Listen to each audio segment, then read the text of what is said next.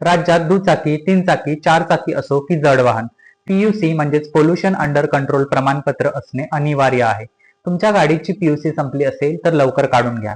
कारण महाराष्ट्रात वाहनाचे प्रदूषण नियंत्रणाखाली असल्याच्या प्रमाणपत्राचे दर सुधारण्यासाठी परिवहन विभागाने समिती स्थापन केली आहे.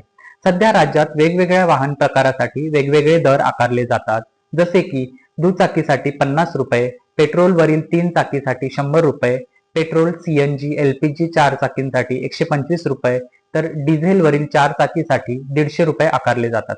राज्यातील पीयूसी प्रमाणपत्रांचे हे दर 2022 पासून लागू करण्यात आले आहे. गेल्या काही वर्षात तंत्रज्ञानात अनेक नवीन बदल झाले. तसेच तपासणी देखील आधुनिक पद्धतीने होत आहे. परंतु दर मात्र जुन्याच पद्धतीने आकारले जात आहेत.